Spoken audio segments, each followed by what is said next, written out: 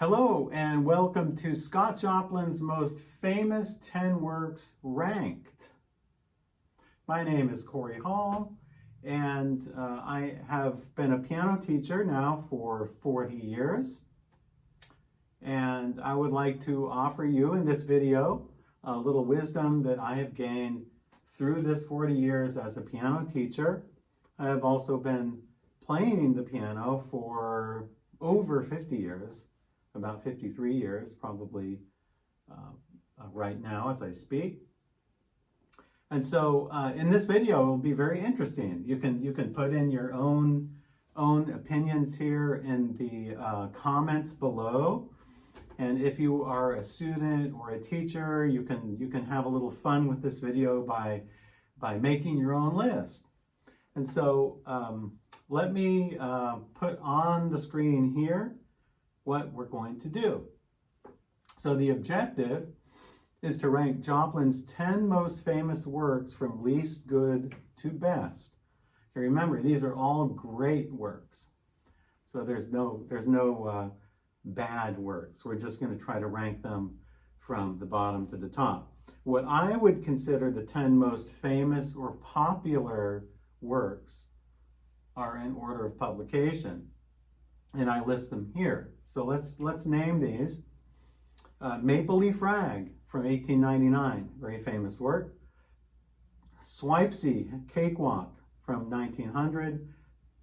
Joplin wrote this also with Arthur Marshall. I believe it was Arthur Marshall, if I remember correctly. Peacherine Rag, 1901. The Easy Winners, also 1901. The Entertainer from 1902, Elite Syncopations from 1902, Bethina from 1905, and Pineapple Rag from 1908, Solace from 1909, Magnetic Rag from 1914. Oh, and by the way, before we go over these pieces in the list, I almost forgot to mention that I have a book here, Scott Joplin, 8 Ragtime Classics and the School of Ragtime. This is edited by me, and it's a really nice manuscript here. You can get hard copies. You can also get PDFs. So the links are below this video for this. Also, you can find another fine ragtime book here, Joseph F. Lamb, 12 Classic Rags for Piano, edited with corrections by me also. Okay, so let's get into this now. We're going to take this list ordered in order of publication, and we're going to have a little fun with it. We're going to, so if you're watching this video, I'd like you to list what you think is the best to the least best, number 1 to number 10, out of this list right here, okay? So this is just this is the chronological list, and we're going to put them into what we think is the best to worst or best to least best list. Now, let's define a few things first of all. How am I judging these? Well, first of all, this is just my opinion. So when I come up with my numbers, like the least best and the best, remember, this is just my opinion. You're totally free to have your own opinions.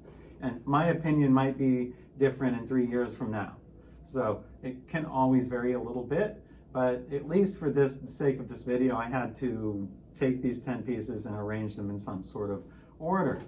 And I arranged them in order of what I think is artistic worth.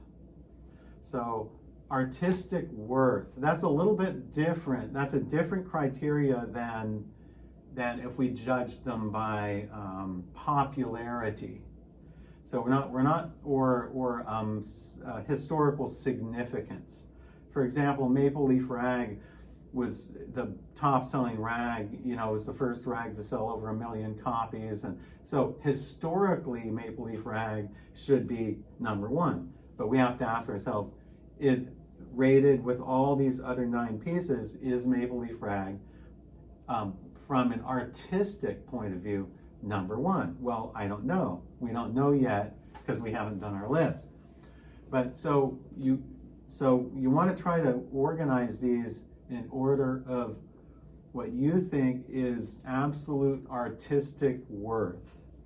That's the important thing, not whether how famous it is. Well, all of these 10 pieces I think are the most famous or the most popular out of Joplin's works.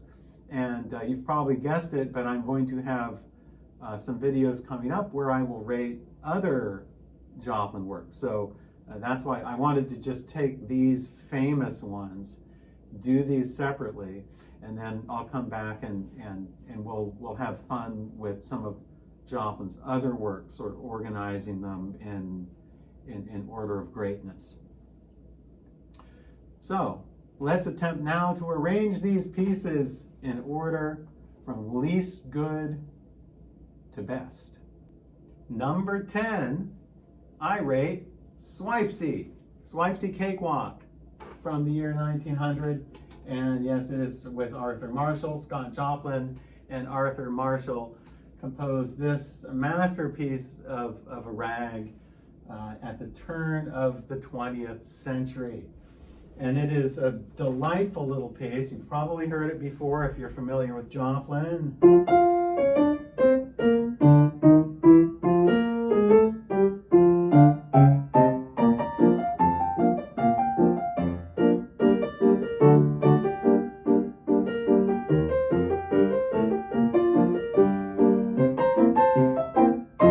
So I'm sure if you're a Joplin fan, you've probably heard that before.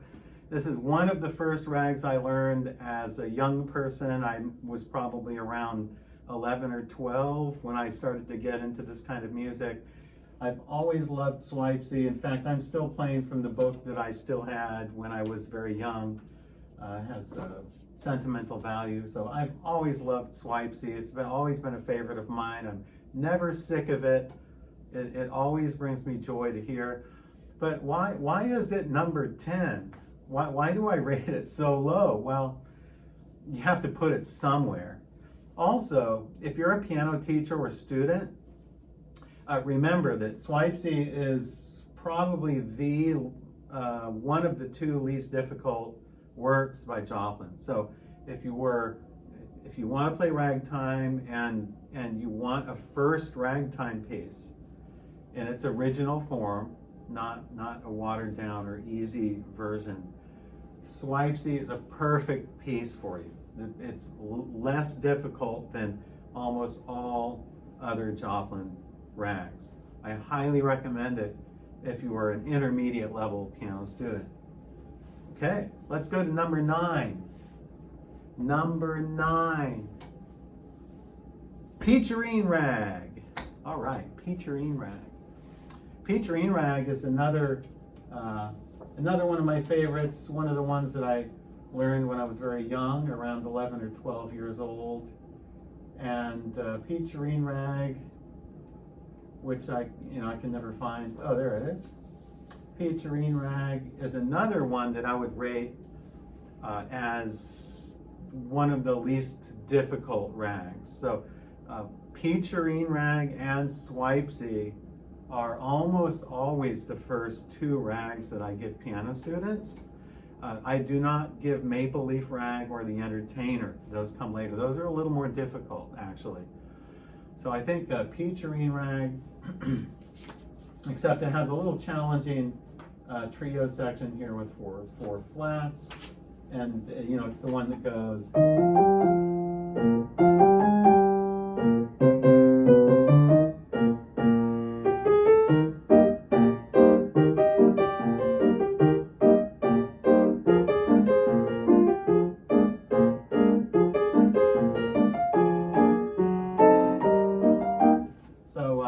It's that one, very sprightly and lively piece, not too difficult. I rate it as one of Joplin's least difficult pieces. So if you're a pianist or teacher or a student, you must learn this. This is a must-learn piece, probably one of the first Joplin pieces you should learn. All right, let's get to number 8. Number 8 is Maple Leaf Rag. Maple Leaf Rag, number 8. Why did I rate it so low? Maple Leaf Rag is really famous. It's probably his most famous rag. But why do I rate it so low? Well, you need to understand what's coming next. I just think, I don't know, maybe I'm just tired of Maple Leaf Rag. It was like the first rag I learned. I played it to death when I was young. Maybe I'm a little sick of it. I do believe it has artistic worth. It's an excellent, great, I'm not bashing Maple Leaf Rag. I think it's a great work. I just think that there's ones that I like better. So Maple Leaf Rag.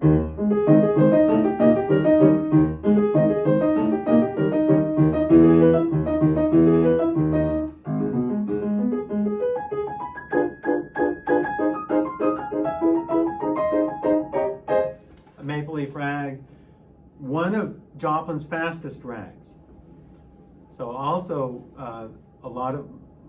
many pianists and many teachers like to emphasize the fact that Joplin wrote, never play ragtime fast. It's never good to play ragtime fast. Well, you have to take that with a grain of salt. It's not literal.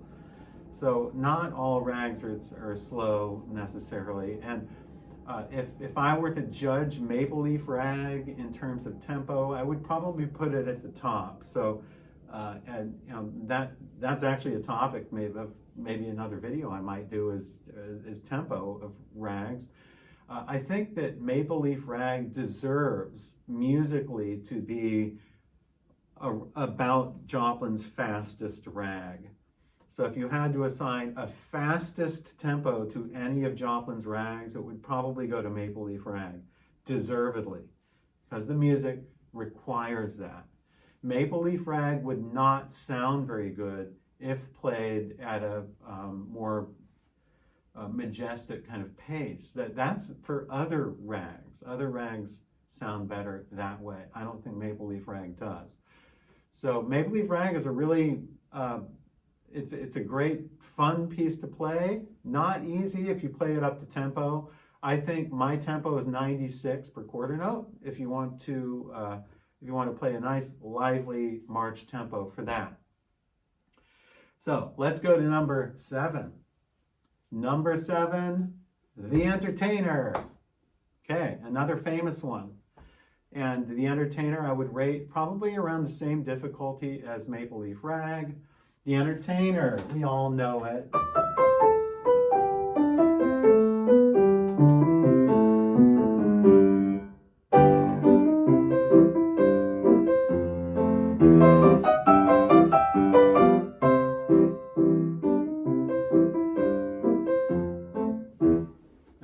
I still have it memorized. I've played it a million times.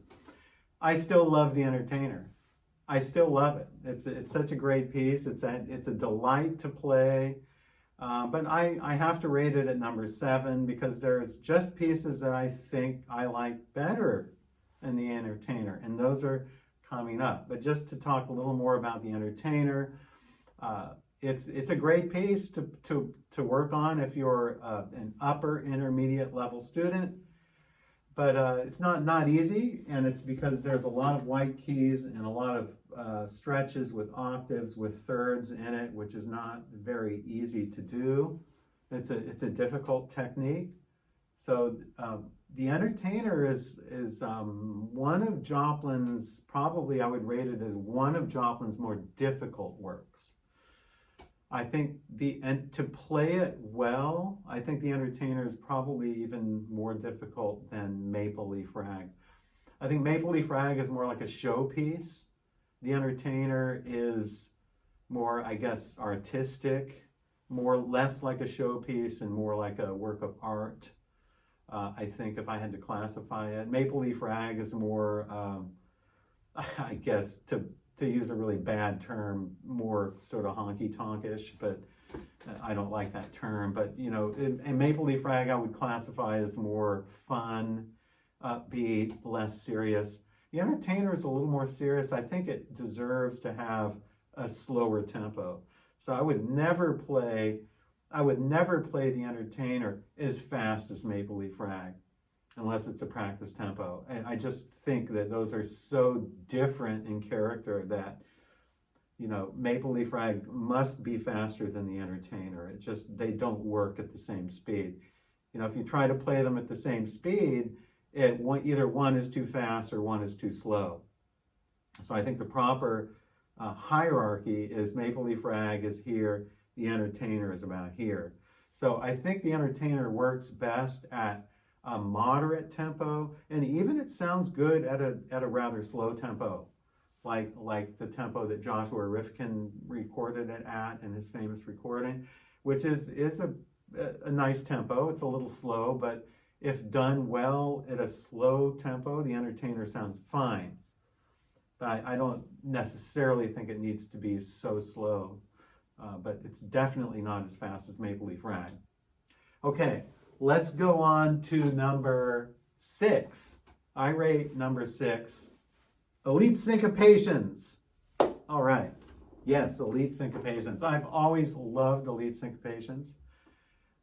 It's, let me find it here in my book. This is just, you know, I never get tired of this piece. I never get tired of Elite Syncopations.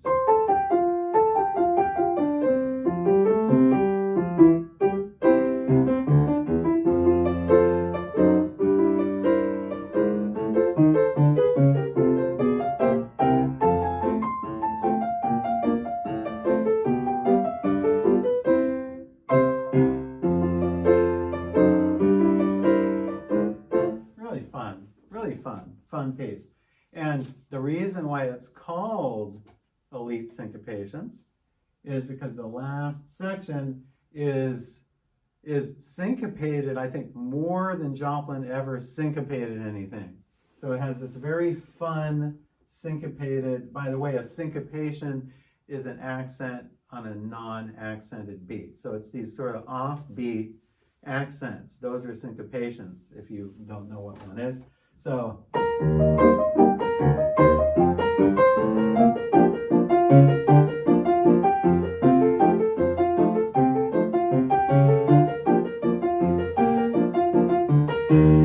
yeah, it's the interplay between the hands, and it's the little offbeat accents. There's probably more syncopations in this section than any other Joplin rag. So hence the title, Elite Syncopations. Joplin really put a lot of thought into his titles. So we take these titles for granted, but just think, if you wrote this rag, what would you name it? Would you come up with that title, Elite Syncopations? I don't think so. I think it's just really a genius title. I mean, not only was Joplin a genius composer, he knew how to pick his titles, because he really could have called it anything. So Elite Syncopations, always one of my favorites. I think I would rate it around middle difficulty. It's not too difficult. I would rate it probably less difficult than Maple Leaf Rag, even a little less difficult than the Entertainer, perhaps. Okay, let's get to number 5. Number 5 is the Easy Winners.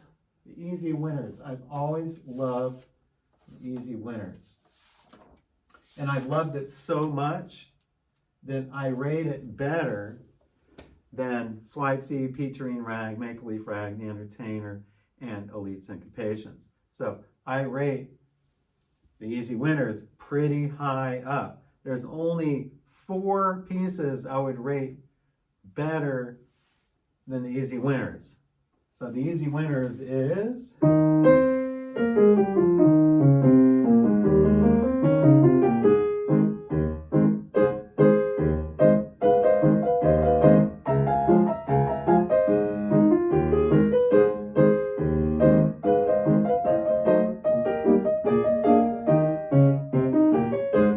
that one there. It's just such a just masterpiece. I don't know how else to describe it, as it's simply a masterpiece.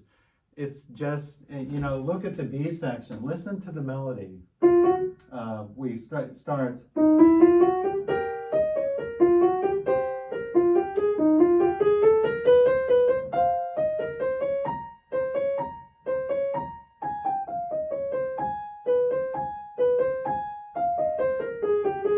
I mean, it just weaves. It weaves all over the place.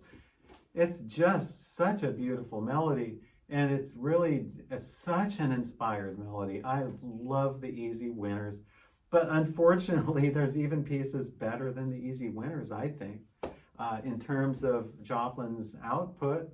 And so that brings us to number 4, which is Bethina Concert Waltz. Bethina. Everyone loves Bethina. I don't know anyone who has ever said they dislike Bethina. I've heard people say, oh, I don't like The Entertainer. You know, that's the Ice Cream Man song. I don't like Maple Leaf Rag. It's played too much. But no one ever says, oh, I hate Bethina, or I don't like Bethina. No one ever says that. I have never heard anyone say that. It would be like... it'd be like saying you don't like ice cream. Have you ever met anyone that does not like ice cream? I mean, none. Everyone loves ice cream. Everyone in the world loves ice cream. I don't know anyone that doesn't. Everyone loves Bethina. And it's just an absolutely beautiful, beautiful piece. So let me just play some of it for you here.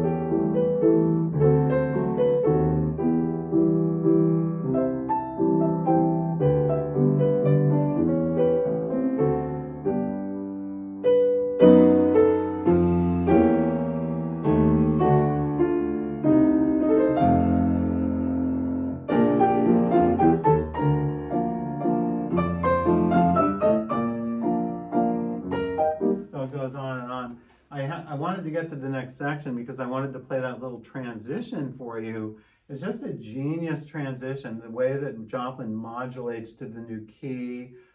I think that Bethina, it's not actually that difficult to play. So if you were an intermediate level pianist, I think you'll be able to handle it. It's a long work. It's one of Joplin's longest works. It has 5 sections in it or something. It's not too terribly difficult, but it is long. It requires good use of the pedals. So if you want to learn how to use the pedal well, this is a great piece for that. It's just a beautiful, beautiful piece. It was also featured in the movie, the Benjamin Button movie, the one with Brad Pitt in it. Well, they had this in there. I remember this became really popular when that movie came out. Bethina is what I would rate number 4. So 3, 2, 1. Well, you can guess what they are, but what order would I put them in? And I would put number 3, Pineapple Rag. Pineapple Rag, yes. Gosh, I love Pineapple Rag. It's just simply a masterpiece, composed in 1908. So actually, yeah, published in 1908.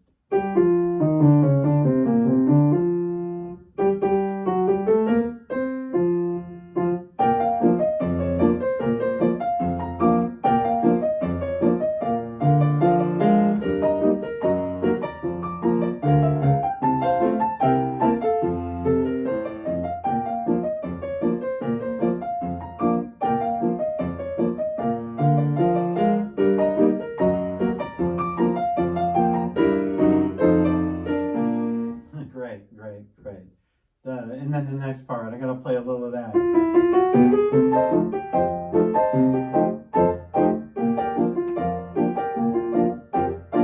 I mean, it just is the funnest music to play, the funnest music to listen to, this will have you dancing around It is just glorious music, absolute masterpiece, which I would call Pineapple Rag, or which is called Pineapple Rag. And it, in terms of difficulty, I would rate it a little harder than middle difficult. So it's not one of Joplin's hardest works, but no, it's not. But it's a little more difficult than maybe in the middle. So it's maybe about 75% up in the difficulty scale, probably, I would rate it. But in terms of artistic worth, it is an absolute 100%.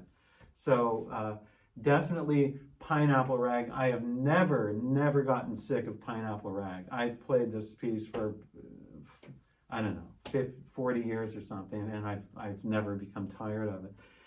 So let's go on to number 2. Well, you can probably guess there's 2 left. There's Solace and there's Magnetic Rag. So, well, it's a tough decision, but I have to put number 2 as Magnetic Rag. Magnetic Rag, number 2. Why is it not number 1? Well, I don't know. There has to be a number 1 and there has to be a number 2. So, great piece, one of Joplin's last works, published in 1914, and it's the one that goes.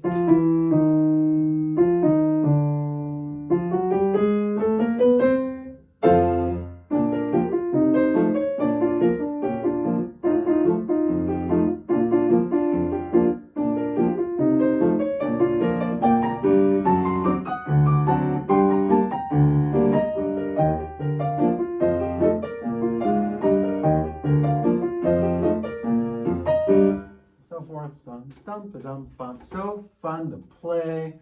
I've always loved this piece. Not easy. This has like 1, 2, 3, 4, 5, like 5 different sections or so in it. So like Bethina, this piece, Magnetic Rag, is very long. But that being said, I would rate it as one of Joplin's more difficult works, actually.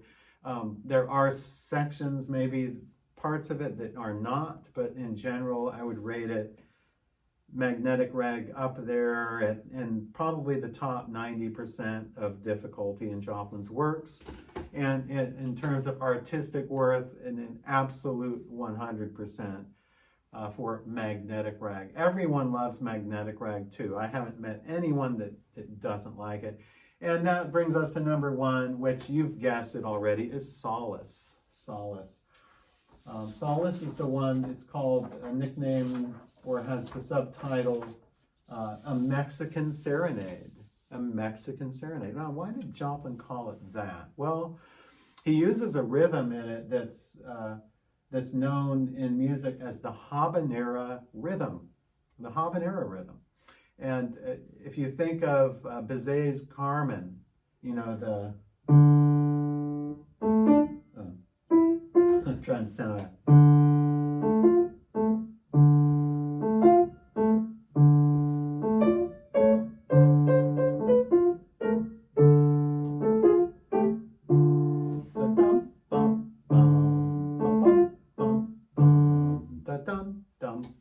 Okay, that's a rhythm that developed, I believe it developed in Spain, if I remember correctly, and it's a very typical Latin American rhythm that's called the habanera rhythm. And it's a great rhythm. In fact, I've arranged, I arranged a Bach work actually using the habanera rhythm too. So, but it's unique in that, historically, it's unique in that Joplin uses this rhythm in a very slow time signature and a slow tempo.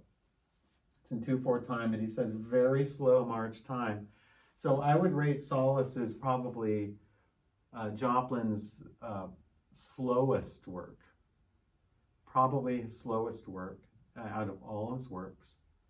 So if you took the tempo, a great tempo for Solace and a great tempo for Maple Leaf Rag, they're like absolute opposites. So you would never play Maple Leaf Rag as slow as Solace, or Solace as fast as Maple Leaf Rag. But there are other rags that are deserve to be sort of slower. Some of the slower, more majestic style rags that sort of approach the slowness of Solace. But I think Solace is, just by the very name, it's a piece of reflection and mourning, and it's just absolutely beautiful. It was featured in the movie The Sting, as you probably know, along with The Entertainer. Anyway, here's how Solace sounds.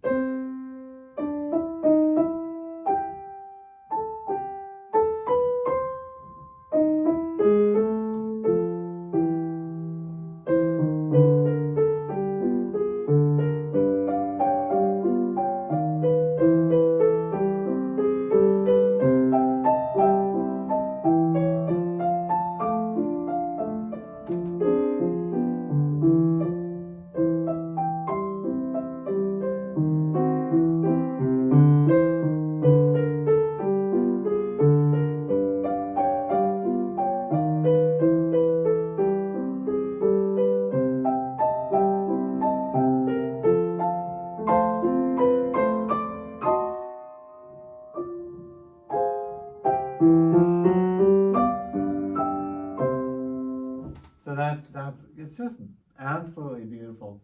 This is, and you think of Solace as just a sort of a meditation, a sense of mourning, a sense of reflection. And listen to this little device that Joplin puts in here.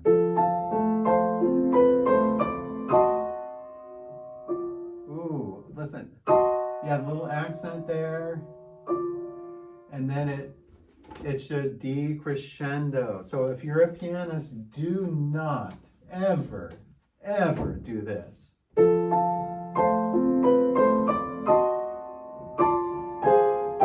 Do not do that. That absolutely ruins it. You need to be very attentive to this chord. Just melts into the other chord. That's the kind of thing that creates tears. If you can create tears in the listener's eyes if you do these things effectively, and if you do them correctly. You'll have people sobbing if you play this piece. You'll be able to hear a pin drop in your performance hall if you perform Solace well. People will be gasping for breath if you do a good artistic performance of Solace. Solace is, I think, Joplin's absolute best work.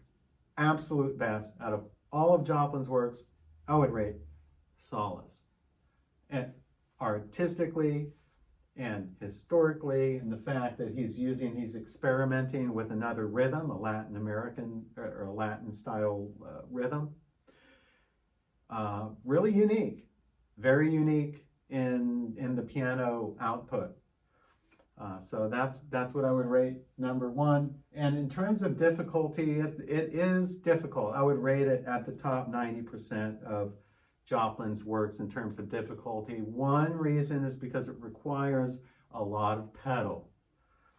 And so if you're a pianist who needs to learn pedaling and you're able to handle this is a great piece to learn to use the pedal artistically and correctly. And if you're a piano teacher, it is a great piece to teach pedaling, because there's very many intricate details in here that you need to look at, and pedal needs to be used. You cannot play Solace without the pedal. You could get away with playing Maple Leaf Rag without pedal. I mean, I still would use some pedal in Maple Leaf Rag, but you can get away with like Maple Leaf Rag, maybe even The Entertainer with no pedal, but you cannot get away with no pedal in a piece like Solace. So this has been really fun. It's been fun to go through these 10 works. So if you have your own opinions, leave them down in the comments below. And you can also check out where you can get some of my books down below. So thank you for viewing this video. Until we meet again.